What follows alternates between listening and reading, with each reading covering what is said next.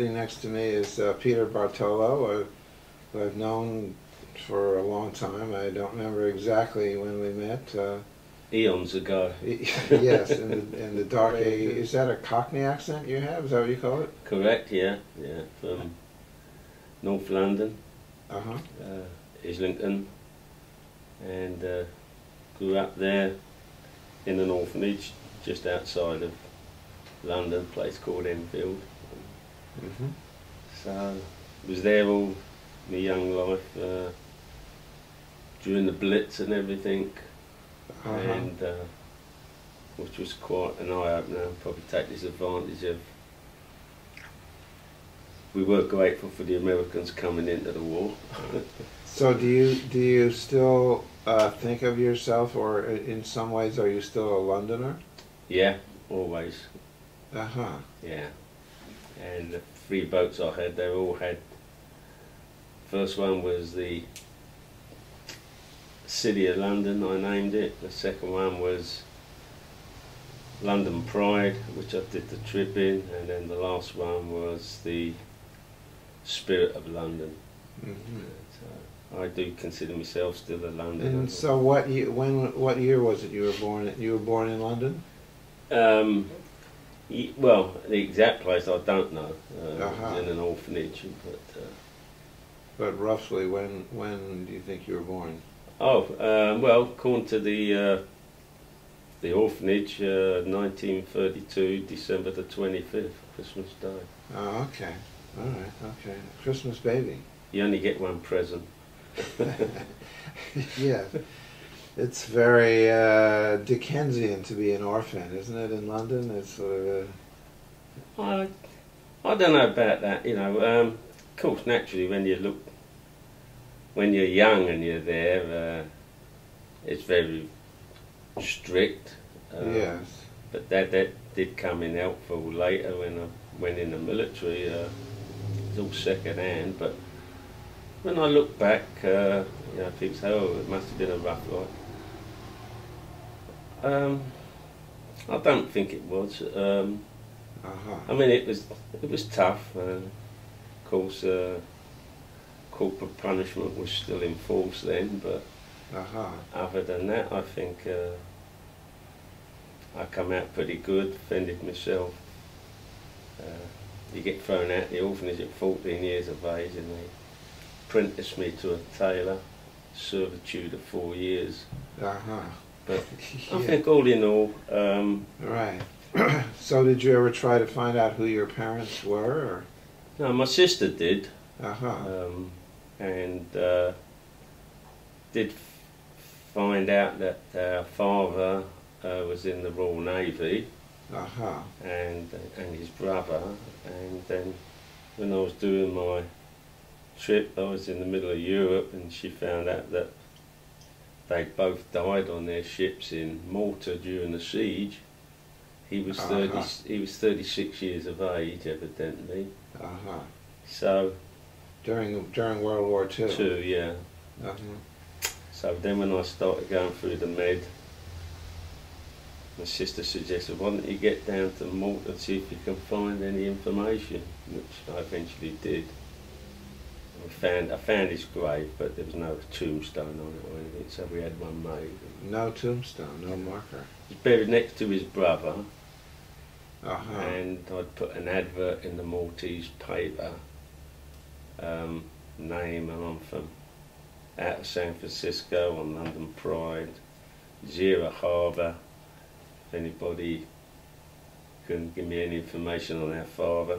Anyway, that was on the Sunday paper, and Sunday afternoon these 2 people showed up. Uh-huh. And their father was the son of our father's brother. So Mm-hmm. it was one of those things that, what goes around comes around. We eventually Yes. found a bit about them anyway. Right, right. So, I believe you were in the Royal Air Force. Correct, yeah. Yes. So, but you weren't in the Royal Navy? No, Royal Air Force. Yeah. And you were a pilot in World War II? No, not in World War II. I was a Blitz kid then, just a youngster. Yeah. No, during the England had its equivalent, I suppose, to Vietnam, the Malayan campaign, and the Korean War. Yeah. Right. Right. But, So you were under the bombs during. Yes, during they World seem War to II. follow me around the bombs. You know. Yes. So, and I believe that were you shot down in your planes? Yeah, we had a few accidents. Accidents, or were they hit by the enemy air fire?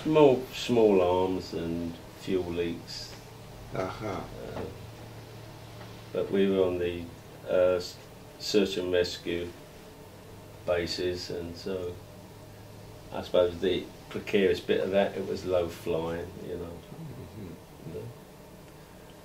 Nothing that others didn't go through, I suppose. You know. Right. So you spent a lot of time traveling around Europe. Yeah, probably quite a few years. Sort of a gypsy by nature, I suppose.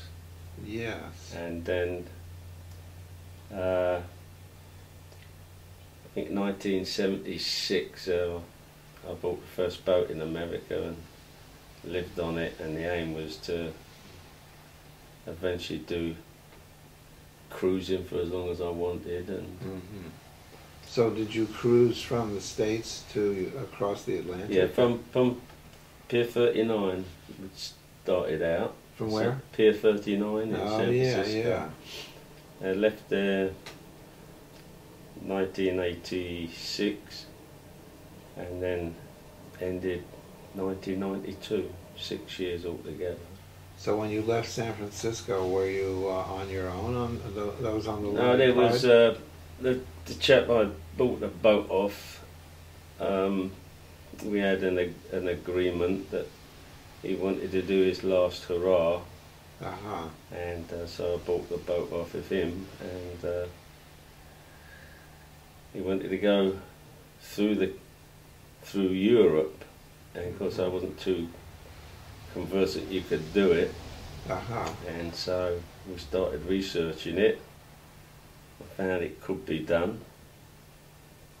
Then of course there's always surprises when you do a venture like that. Yes. So when you left Pier 39, did you know about sailing? Yeah, I did. First sailing experience was when I was in the Royal Air Force in Hong Kong.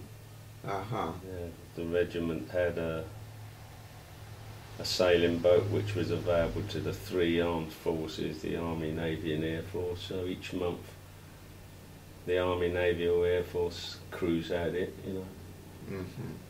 And so that's where I first started getting experience in sailing. Right.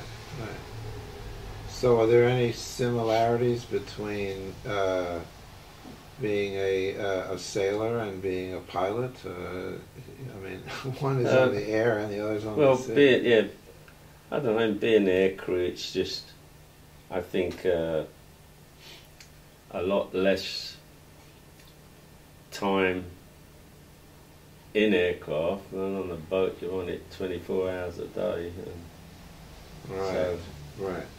If I said which I preferred, I would prefer the boat. Yes, right. So did you have any, did you have rough weather? Did you have storms? Were there any tough moments when you were sailing? Yeah, of course I sort of always took that a fair weather sailor, such as if it's at night and I'm going to a port, I've never been in there, I'd heave to outside and wait till daylight, but sometimes then you'd get some bad weather. I think the worst storm hit us in the Mediterranean when it was making the crossing from Caligari, Sicily, heading for Palma, Mallorca, and the Italian Coast Guard said we had a good window for 72 hours, but after 36 hours all hell broke out.